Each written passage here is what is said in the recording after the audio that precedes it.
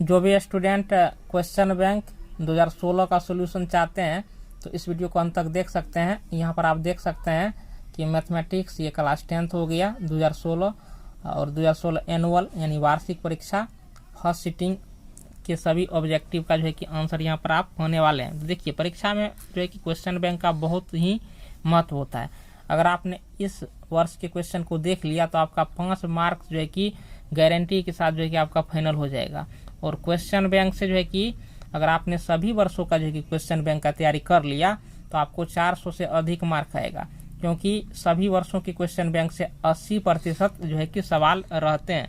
तो इसलिए question bank का बहुत ही महत्व होता है। जो भी स्टूडेंट सीरियली सभी वर्षों का क्वेश्चन बैंक का सॉल्यूशन जो है कि अपने मोबाइल से देख करके पढ़ना चाहते हैं, यूट्यूब पर पढ़ना चाहते हैं, तो आप इस वीडियो के डिस्क्रिप्शन को चेक कीजिए। वहाँ पर आपको प्लेलिस्ट का लिंक मिलेगा, या नहीं तो इस चैनल के प्लेलिस्ट में जाइए, सभी वर्षों का जो है कि सॉल्यूशन को देखिए। तो यहाँ पर हम आपको जो है कि एक्सप्लेन के साथ समझाएंगे, क्योंकि क्वेश्चन बैंक में बहुत आंसर गलत भी रहता है। तो यहाँ पर जो है कि हमने जो भी यहाँ पर गलती है उनको सुधार दिया है, सुधार करके हम बताते जा रहे हैं। तो इसलिए आप जो है कि गलत आंसर याद नहीं करेंगे। अब देखिए तो पहला क्वेश्चन है आपका, कह रहे कि एक रेखिक समीकरण का घात होगा। तो रेखिक समीकरण का घात 1 होता है, तो 1 का सही ऑप्शन आपको होगा सी। रेखिक समीकरण का घात 1 होता है, द्विघात समीकरण का घात 2 होता है, त्रिघात समीकरण का घात 3 होता है, याद रखिए। उसके बाद यहाँ पर देखिए कह रहा है कि tan 90 डिग्री का मान क्या होगा। तो देखिए tan 90 डिग्री का मान जो होता है वो आपको इन्फिनाइट होता है। tan 90 डिग्री का मान इन्फिनाइट होता है, इसका सही ऑप्शन आपको होगा डी, आंसर हो गया इन्फिनाइट।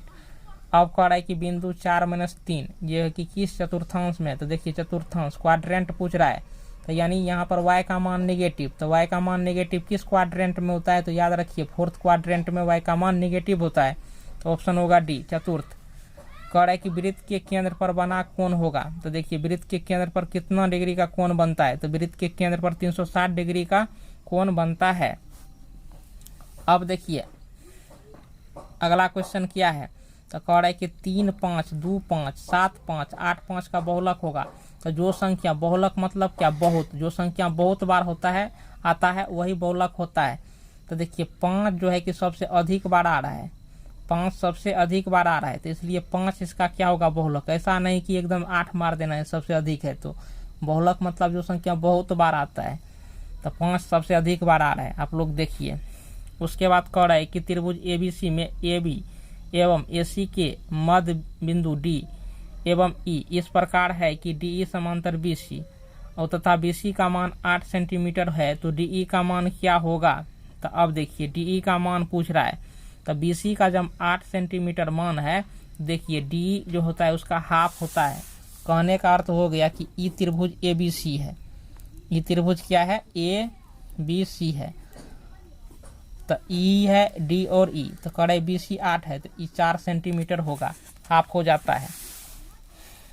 तो इसलिए यहाँ पर देखिए 6 का सही ऑप्शन आपको होगा सी, आंसर हो गया 4। कह रहा है कि एक सिक्का को उछालने पर एक चित आने की प्रायिकता होगी, तो इसका सही ऑप्शन आपको होगा हाफ। मान के चलिए कि कोई सिक्का को उछालते हैं तो या तो चित आएगा या तो पट आएगा, तो दोनों की संभावना क्या होता है, हाफ हाफ होता है, तो इसलिए हाफ हो गया। उसके बाद देखिए AP यहाँ पर है कि 4, 10, 16, 22, 28 का सार्वंतर होगा। तो 10 में से 4 गया 6, तो 6 इसका सार्वंतर होगा, तो 8 का सही ऑप्शन आपको होगा बी, आंसर हो गया 6। उसके बाद देखिए क्वेश्चन नंबर 9 कह रहा है कि 2 समरूप त्रिभुज की संगत भुजाओं का अनुपात 4:9 है, तब उसके क्षेत्रफल का अनुपात होगा। तो भुजा का अनुपात दिया है, क्षेत्रफल पूछे तो देखिए आराम से निकाल सकते हैं। 4 चौके 16, 9 81, तो 16:81 हो गया। तो 9 का सही ऑप्शन आपको हो गया बी, 16:81। अगला क्वेश्चन नंबर 10 कह रहा है कि 1/√3 बराबर है।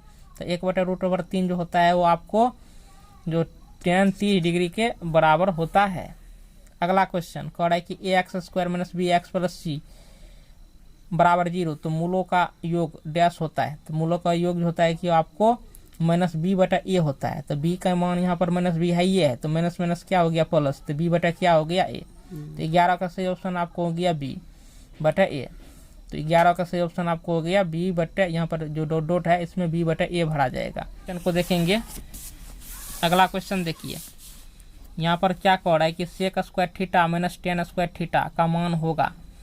देखिए डैश होता है, तो इसका मान 1 होता है। फॉर्मूले है sec square theta minus tan square theta बराबर 1।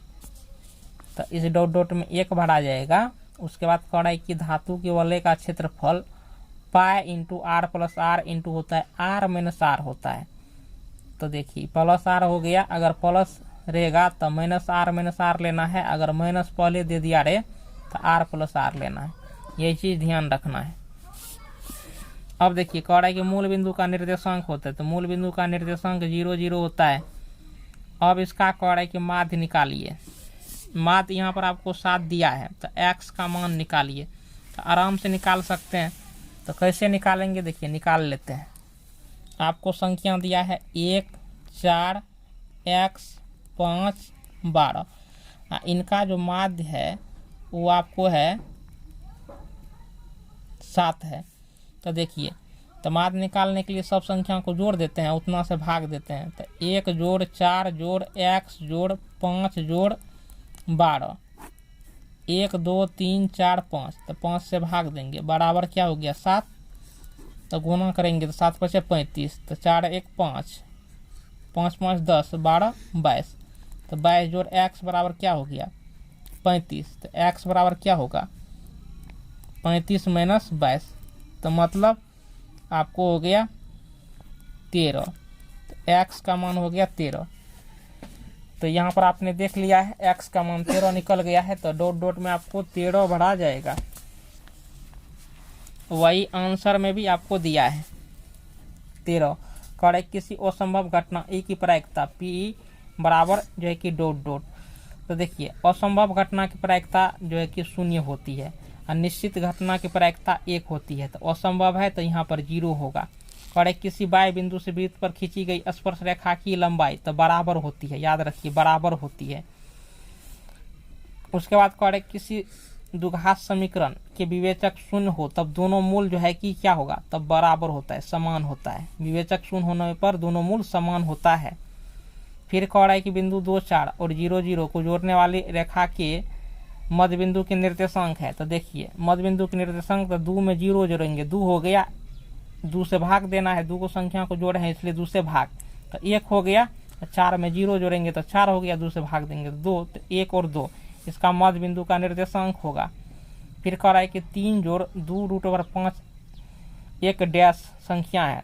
तो देखिए तो अपरिमेय संख्या है, ये आपको क्या है अपरिमेय संख्या है। तो इस प्रकार से हमने जो कि इसके सभी ऑब्जेक्टिव को जो है कि खत्म कर दिया है।